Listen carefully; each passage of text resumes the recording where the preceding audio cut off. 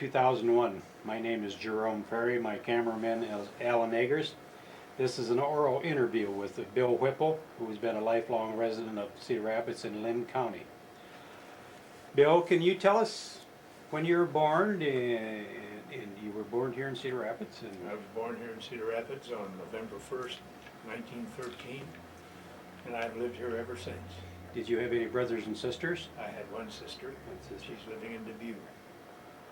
But I was educated here at Washington High School and got my college degree from Cole.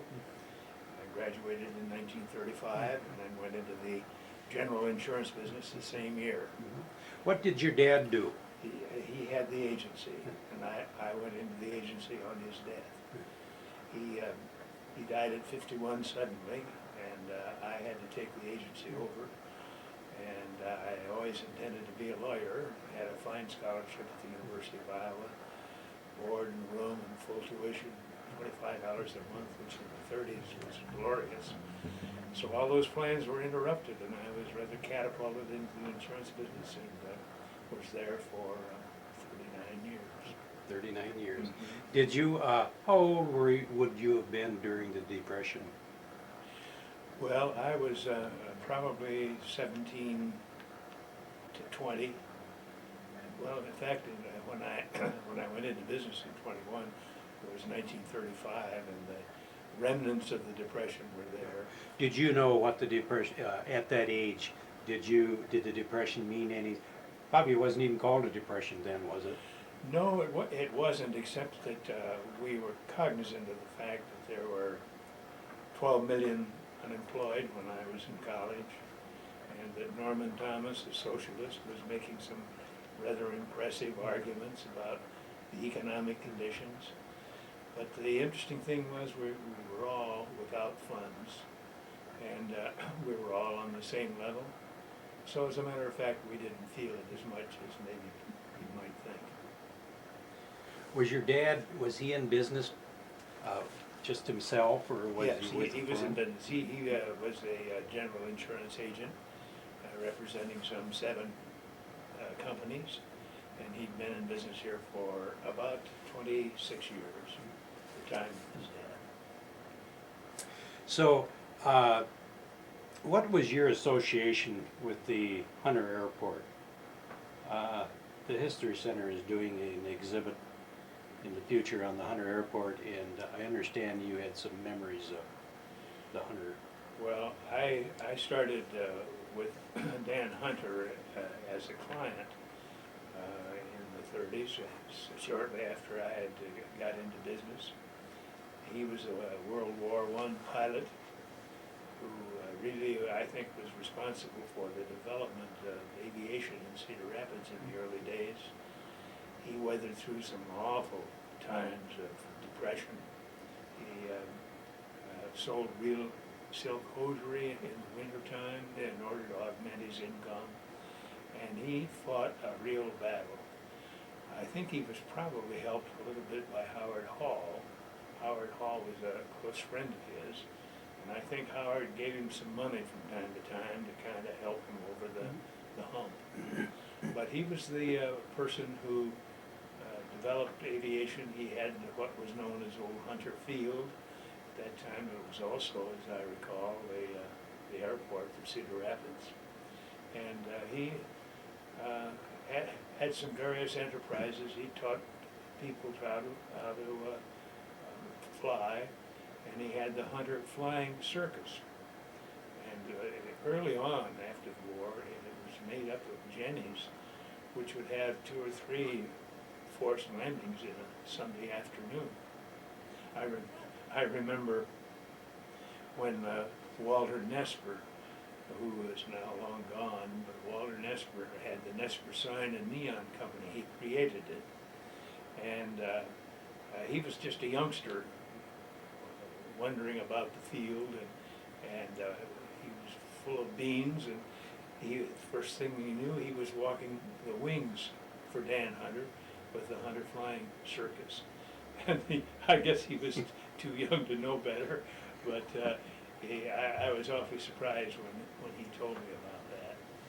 But Dan Dan struggled, and it was really during World War II that he got some meat on his bones. Probably through the government Yes. contract Yeah. training pilots. That's right. We had, the government created an indoctrination program. As I recall, it involved about 8 hours of duel for each student, and the groundwork was done at the two schools, Coe College and Cornell College. Coe had the Army indoctrination, and Cornell the Navy indoctrination program. And I think it was about 8 hours of dual flying, and the groundwork was taught in the classrooms of the two colleges. It was quite a program, and each student had to have accident insurance, and I provided that, and that's really how I got quite close to Dan, because I provided that kind of coverage. Wasn't this kind of on the cutting edge of insurance? A young gentleman insuring pilots that... It was. It was. For some reason, most of the people in the general insurance business had a fear of writing insurance for aircraft, when as a matter of fact, writing insurance for aircraft isn't really a great deal different than writing insurance for an automobile. But not many were in the field. Is this something your dad would have done? I don't know. I'm not quite sure that he would. As a matter of fact, I think probably he wouldn't have got into aviation. What led you to believe or that this was something that it might be a good deal to get into? Did you have enough foresight in thinking that aviation was going to be a thing of the future? And well, I guess probably the fact that we were in a war, and we were fighting an air war, and Germany, of course, had a very strong air force, which I realized, and I felt that here in the United States we were under some compulsion to develop a strong air force, and that there would be training in it, and I guess I followed along. mm-hmm. Did you, I lost my train of thought of what I was going to ask you, but prior to you selling insurance to the pilots at Hunter and to Dan Hunter, would they have had insurance? Flight insurance such as you sold them, or? Probably not, primarily because I don't know whether Dan could have afforded it. He was really operating on a shoestring, and I doubt very seriously that he would have been able to afford much insurance. He didn't have too many aircraft, maybe one or two. They were flying in this program. They were flying a Ronca and a Taylorcraft aircraft with about 40 to 65 horsepower single engine jobs, and they were pretty reasonable as far as cost is concerned. Later on in the program, the government provided the aircraft and required Dan to keep a separate record on the operation of the hull and the engine involved. And Dan, like most pilots, was good in the air, but he wasn't very interested in keeping records. So I got involved in that. He asked me if I would help out in his office, and I did, and then pretty soon he had a poor manager down at Lisbon, which was the Cornell program, and he asked me to take it over. So I was running the Lisbon program, of which I knew very little, and I was taking care of his office here because of the details of reporting that were necessary. And running your father's business all at the same time. Running my dad's business at the same time. I was one busy guy. I didn't have time to get in trouble. Well, this aviation insurance bill, is this something you had to sell, or did they feel it was necessary or something they ought to have and they come to you? Well, I had to sell it, of course, with Dan to begin with. But after I had Dan's account, my aviation insurance account really grew. because people would ask Dan who was carrying his insurance, and then they would refer to me. Shortly after that, Dan got an airplane. Howard got an airplane for use in his business, and he asked Dan who was carrying his insurance, and Dan told him that I was. So Howard called me one day and he said, "Bill, I've got an airplane, come out and tell me how to insure it." And that's when I began getting pretty well acquainted with Howard Hall. And Howard had a Cessna aircraft, they called it the UC-78, which was I think they called it some kind of a bomber, and it wasn't a very good airplane. And in a very bad night, it went down close to Davenport. And the pilot, who was the most skilled pilot in the whole area, was killed. And one of Howard's key men in the field, the fellow that would go out and repair things in the field, was also killed. In supplying this insurance, was this liability insurance or property damage or? It was both. Both. Yeah, we wrote liability insurance in rather substantial amounts, particularly for the corporate account. Mm-hmm. And then we had insurance on the people who were passengers. And we had a special program of paying $25,000 for each passenger, irrespective of legal liability. And then, of course, we had coverage on the hull, which was practically all risk with a certain amount of deductibles. If a pilot would come to you and say, I want insurance, now, when he took out a policy for you and he decided to give a friend of his a ride, and there was an accident, would his friend have been covered? Yes, he would, under what we call passenger liability coverage. So that the liability coverage would provide coverage for bodily injury and property damage caused by the aircraft, and then passenger liability was a separate item, and he would be covered. Then Howard Hall, Dan Hunter, he would have been one of your accounts when they had the large fire there in '43. Yes, that was a large account then, and it was one of the largest fires that I ever had when I was in the insurance business. It was a complete total loss. I have forgotten how many aircraft there were in the hangar, but they were all gone, and we had the preponderance of them insured. And I remember there was a Coke machine, and there were a lot of nickels in the Coke machine, and they welded together because of the heat of that fire, and I used it as a mark for a long time. Do you recall what year that fire was? You know, I am very poor on dates. 1943, perhaps? I think about 1943 would be about right. Do you recall what started this fire, or? No, I don't. Was it thoroughly investigated by your insurance company before they paid this claim? I think it was afterwards, you know, and I'm not altogether sure I recall what really caused it. I do know that there was some volatile oil and gas very close to the hangar, which everybody thought might possibly explode and really cause problems. For some reason or another, it escaped, and it stayed just the same after the fire. So we all felt very fortunate that somebody wasn't killed or injured seriously in that fire. Did Dan rebuild after that? Yes, right away. Yes, he needed a hangar very badly, and he rebuilt immediately.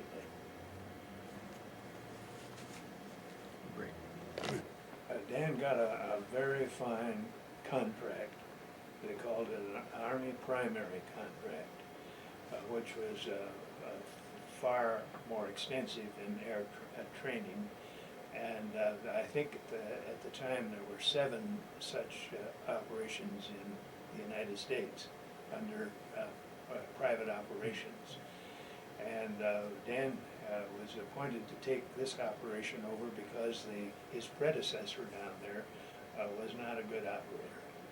So Dan took over the operation in Victory Field in Vernon, Texas.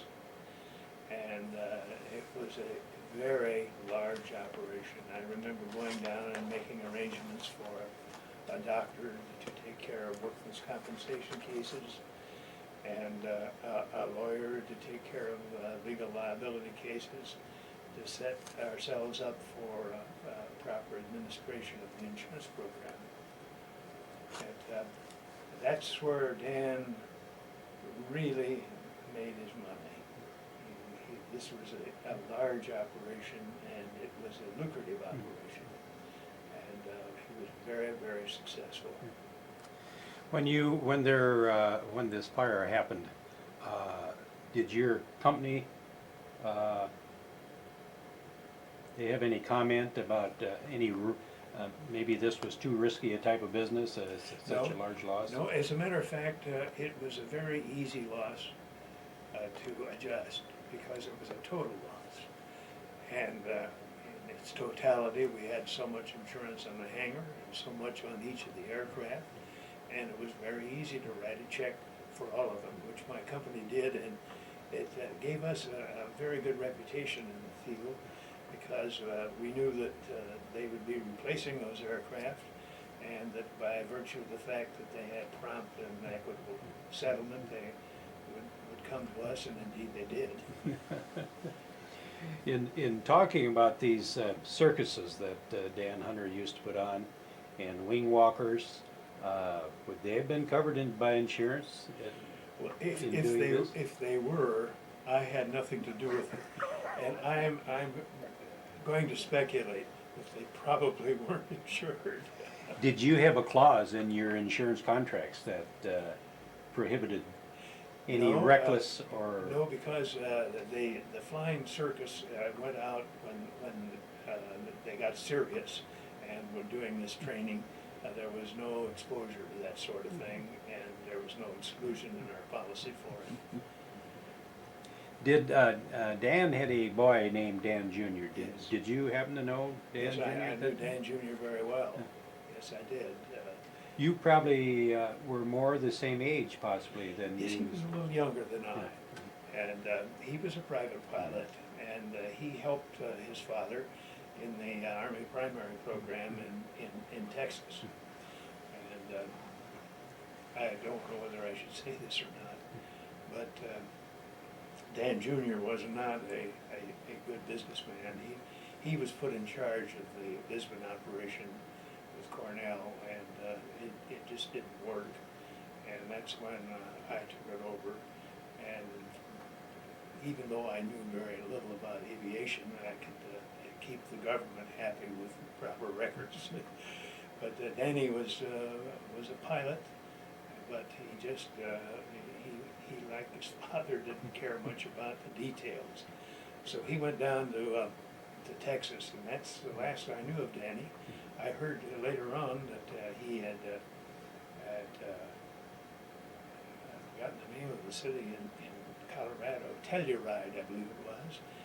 He had purchased a gold mine, and he was trying to get gold out of this gold mine. That's the last I heard of Danny. Danny's wife died of cancer, and Danny died not too long afterwards.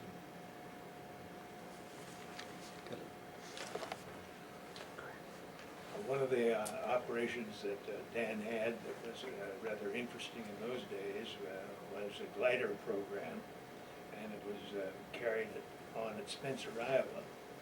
And it was a rather simple program, but it sounded kind of dangerous to me, but our insurance companies went along with it. And the idea was to get light aircraft up into the air, turn off the engine, and then glide the aircraft to a landing, which always seemed to me to be kind of a hazardous situation, but as far as I remember, I don't remember any accidents that occurred as a result of that operation. Of all your close associations with Dan Hunter, in the aviation field. Did you ever have any desire to become a pilot? Dan offered me an opportunity when I was running the Lisbon program for him to learn to fly. And he instructed the chief pilot that whenever I was ready and could have the time, that he was to teach me and not make any charges. But I want to tell you that running his program in Cedar Rapids and running that operation out there and running an insurance business and trying to keep them all up, I had precious little time to learn to fly, and I'm always sorry that I didn't learn to fly. You really you had a desire to fly. You just didn't have the time Just to did not put have the into time. it. That's right. Well, you have lived in Cedar Rapids a long time, Bill, and I'm assuming you made some very close friends. Could you tell us about some of your closest friends and your relationships with them? Well, I have a whole host of memories of what I call close friends. At the time of my father's death, I started, of course, to take his business over, and he was doing business with his peers. So I got acquainted with a good many men that were older men who were in business, really a generation ahead of me. I think of one man that I just dearly loved, a fellow by the name of John Reed. John Reed was president of the National Oats Company, came here from St. Louis. Great friend of Branch Rickey and a great baseball fan, and a man's man, just a wonderful, wonderful person. And I so much enjoyed his friendship. And then, of course, I was on the board of Coe College for 22 years before I came to this organization. And I had a lot of good friends there. I got very well acquainted with John Miller, who's in the office of Armstrong's, and of course Robert Armstrong. And one of my good friends was a lawyer by the name of Charles Lynch, of Lynch, Dallas. And he had one of the finest minds of anybody that I've ever known. And of course, one of my early friends was Neil Perrine, who was practicing lawyer here. And he and I became very close over the years. He was the brother-in-law of Howard Halls. And then one of my favorite of all time, I guess, would be Bill Corton. Bill is 90. I believe he's 98 years old now, and he certainly is a man for all ages, one of the best individuals that I've ever known. He has a real keen mind and reasonably good health at that age, and he's just done so much for this community, and I don't think people really appreciate what he has done. He's topped it off recently with a $5 million gift to the Cedar Rapids Museum of Art, and he practically renovated and brought up from the ground the Cedar Rapids Foundation. It was languishing, and it was going downhill, and it looked like for a while it wasn't going to amount to much. But Bill decided to take over that operation, and he gave it both substance and his intelligence, and saved that organization. His record in Cedar Rapids has been real good, serving other people, and he's also a very exciting man as far as his own personal finances are concerned. He has been very, very successful, needless to say. And I've known Mr. O'Meara, Mr. H.D. O'Meara, who had the O'Meara Clothing Company on 2nd Avenue. He was always one of my favorites. And then I knew John Miller, who was the president of the Gazette Company, who those days, and his first lieutenant, Louis J. Nillis, who took care of most of the inside operations. I am very grateful for those old friendships that have meant so much to me. Well, Mr. Armstrong, did you know Mr. Armstrong? Very well. Mr. Armstrong and I just happened to be on several boards together. We were on the Methwick Manor board when it first got started, and we were on the Go College Board of Trustees together for, I would guess, almost 20 years. And he was a very strong, positive-minded guy, and he too was a builder of this city. I know you were very close friends of Howard Hall. Could you touch on your association with Howard? Sure. Howard and I became acquainted at the time of his purchase of his first aircraft, when he called me and asked me to come out to tell him how to insure it. And we became very good friends after that, and he opened up an international department to have export sales. And I had some experience as in the field of marine insurance, which was really specialized coverage. And so I was able to take care of that for him, and before it was too long, I had his entire account. And we oftentimes met at the YMCA, where it was his habit to go during the lunch hour. He'd go and have a steam bath and a rub down.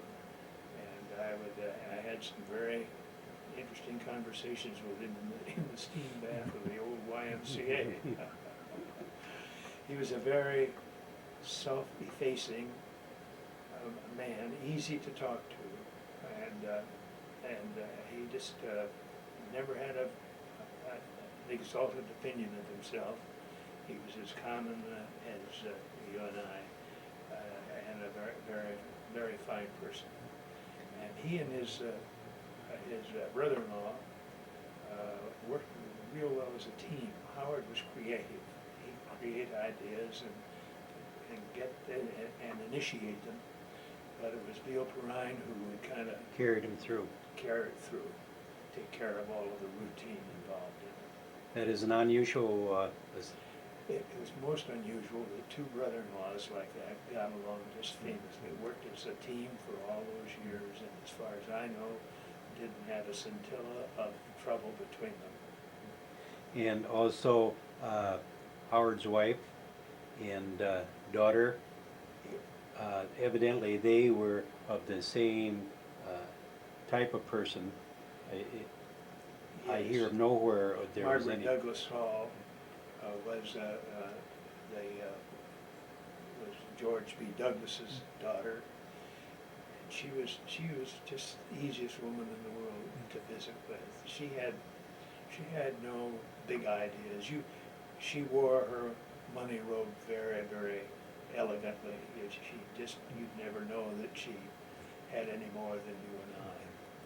And she was a wonderful, wonderful lady.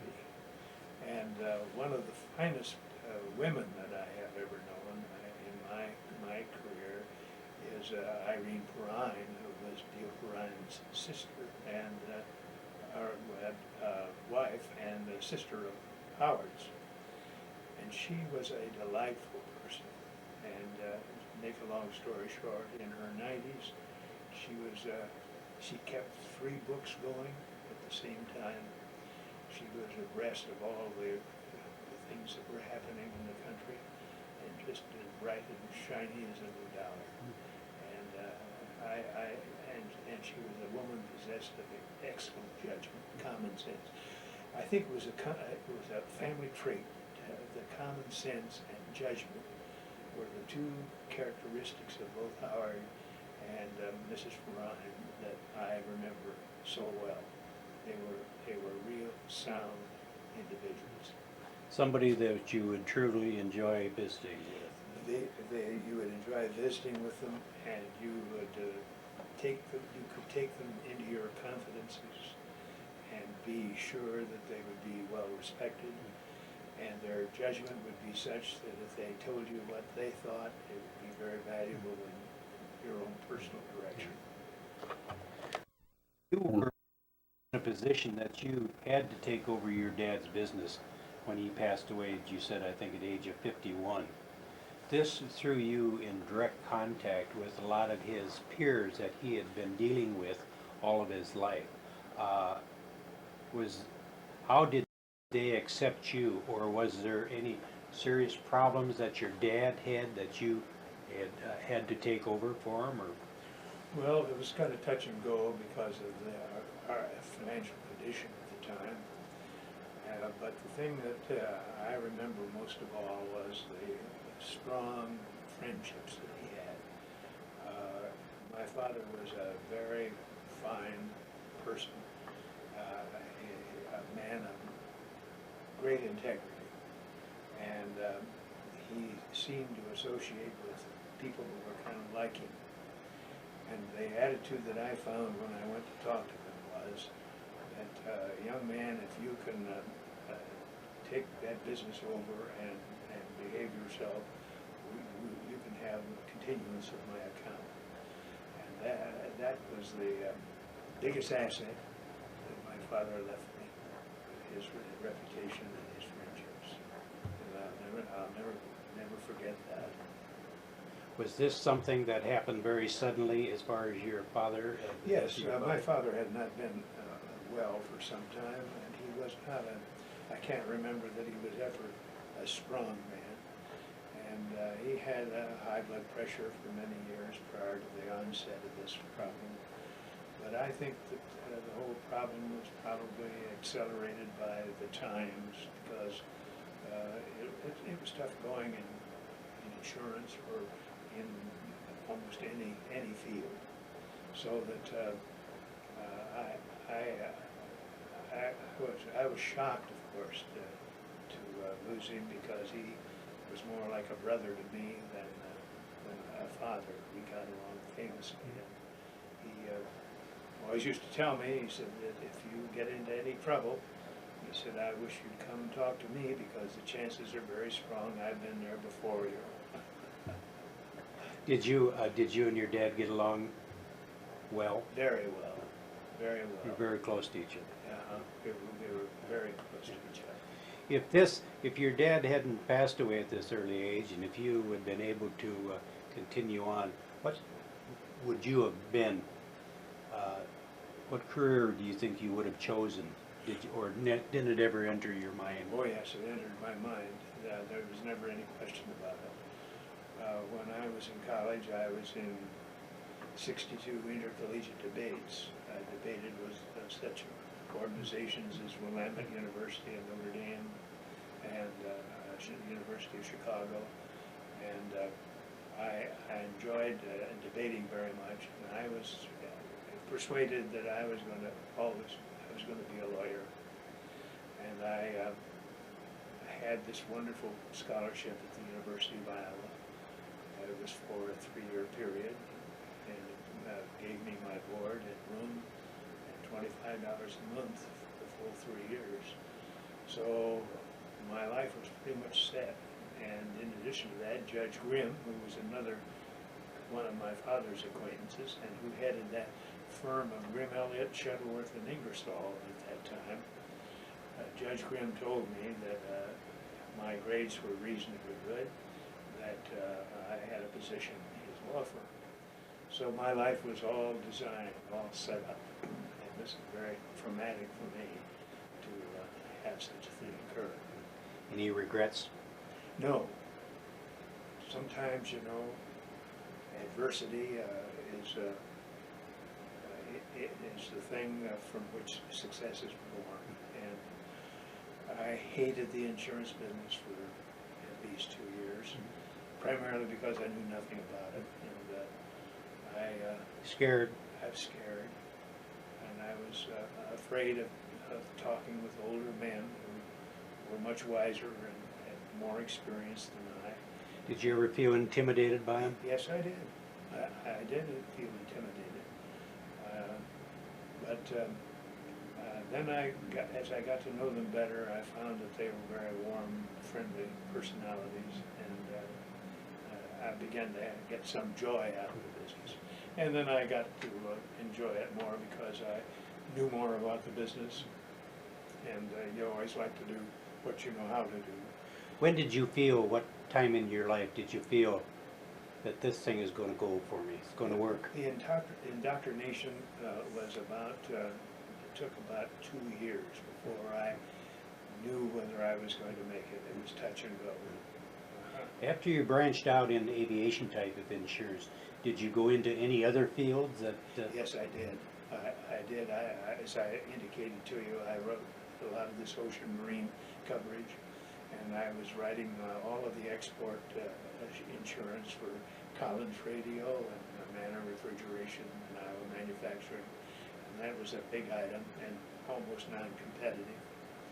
I learned that about accounts receivable insurance, which provided all risk coverage of accounts receivable, which is very important because if they were destroyed, 48% of those that lost their receivables went into bankruptcy. And nobody here in town had ever pushed that kind of insurance, and I went around every manufacturer and every retailer in town, and I wrote the business for every one of them. And What age were you at this time? I was about 35. Do you think that had a lot to do with you going that extra mile or taking that chance? Yes, it did. And Which is something you probably wouldn't do later in life. probably not. I think it's good to be young and feel that you can really whip the world after you get to that point. But I got so I enjoyed the business, and it treated me very well. I was reasonably successful and able to retire at 60, and I've not regretted it now. At the time, I thought I was probably more put upon than anybody in Cedar Rapids. Did any of your children follow in your footsteps No, in the insurance business? And my wife and I had a pact that our 2 boys would do exactly what they wanted to do, and unusually they both wanted to teach. So both of them had successful teaching experiences and had nothing to do with the insurance business. There was one story that I think might be of some interest. When I first got involved in the business, I was 21. I had never seen an insurance policy or read one. Dad didn't talk about business at home, and I did, and the agency was in some difficulty financially. And the 7 representatives of the insurance companies came to, I learned this later, came to Cedar Rapids and had a meeting in the old Roosevelt Hotel. The subject of that meeting was, shall we let this kid run this business? And I know had I been a party to that, I would have said absolutely not. And they were debating this for some time, and one person said, well, why don't we check with College to see what kind of a record he had there. And so they called the college, and the college said, well, we'll send somebody down to talk to you people. That man was Harry Morehouse Gage, who was the president of the college.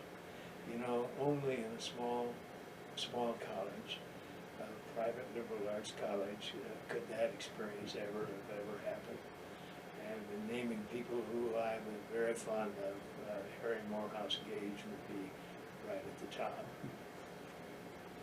So, where did you end up? How did you end up where you are, or what you're doing right now, with the Hall Perrine Foundation?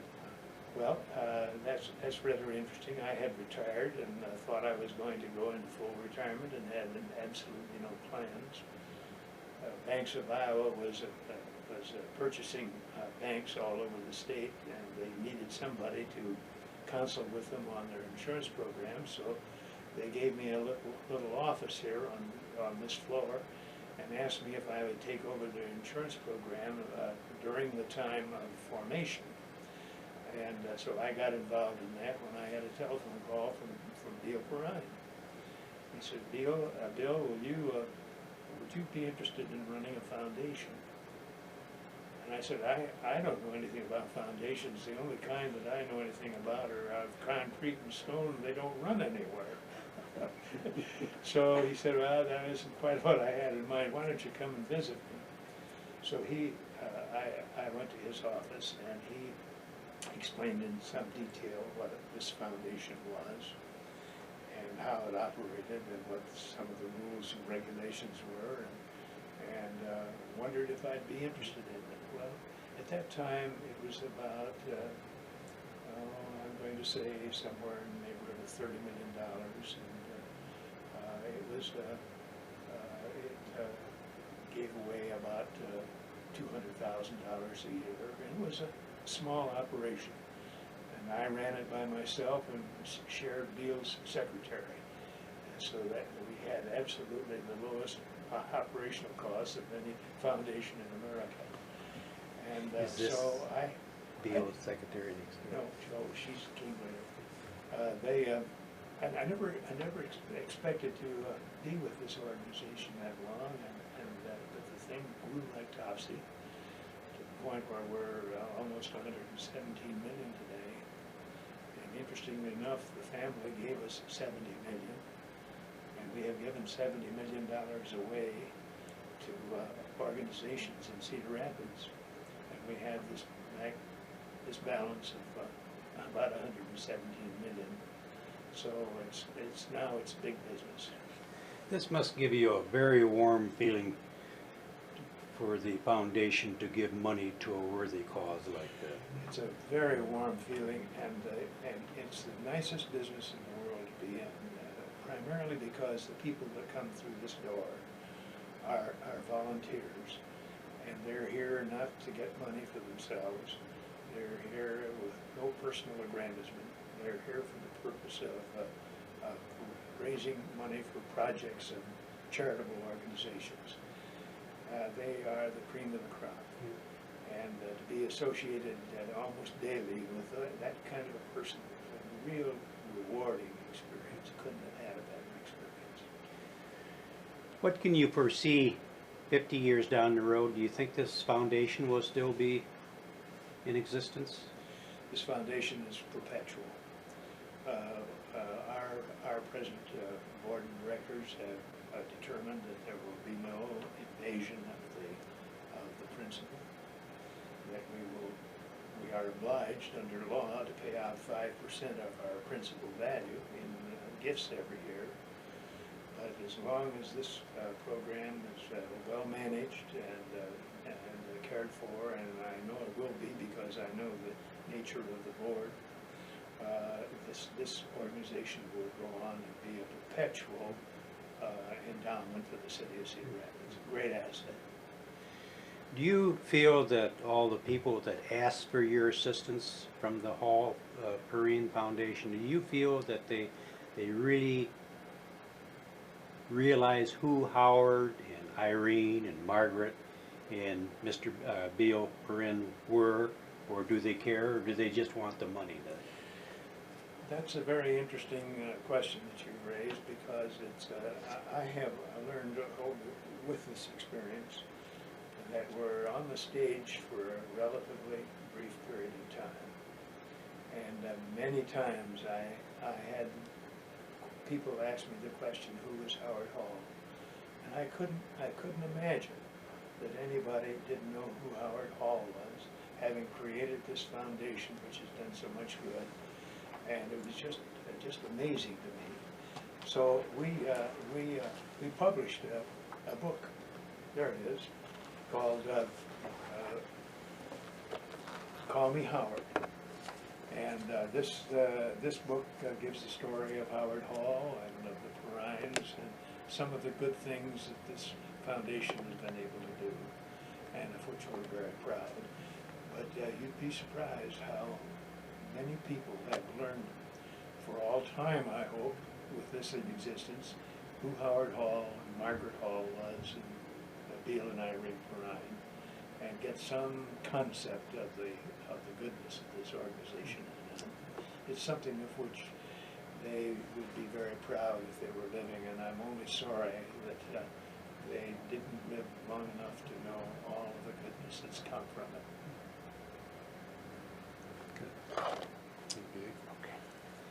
Go ahead. Well, Bill Corton and I became quite well acquainted when he established cable companies in, I guess, maybe 7 or 8 or 9 small towns in Iowa. And he had a real insurance mess. It was just confusing and erratic, and some they had shortages of coverage. In some instances they had too much. He called me one day and he said, "What would you take to go out to these towns and get me all straightened out and see if you could kind of put this under one form of contract and take care of it?" I said, "Well, I just retired from the insurance business and I'm not particularly anxious to do it anymore. But Bill, I'll do it for you." So I did, and I combined his insurance coverage, and we were able to save him an awful lot of money. And that's when we got acquainted, and we just have had a very fine personal and social relationship ever since. Would this been a special line of insurance that he needed? Well, it was different in that it covered. There was a company in the East who had put together a package contract, which covered all risks and provided legal liability insurance and the whole program under a single package. And that's what we used. And of course, it was very well priced, and we were able to save him quite a little bit of money, and at the same time, greatly enhance his coverage. That's how we got acquainted. What was your Bill? This is a favorite picture of mine because it is of 2 very close friends. Jack Evans is President and Chief Executive Officer of the Hall Perrine Foundation and has basic responsibility for its operation. And the other young man is my grandson, who is a pianist and who is currently working on his master's degree in piano at the Manhattan School of Music in New York City. Oh, that's Very proud of both of these fellows.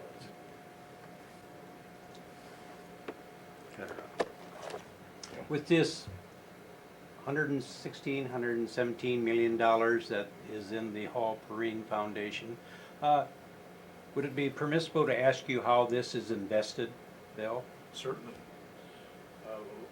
We have an allocation of 60% of our funds are in fixed securities, and either government bonds or in organizations that have the full faith and credit of the United States government.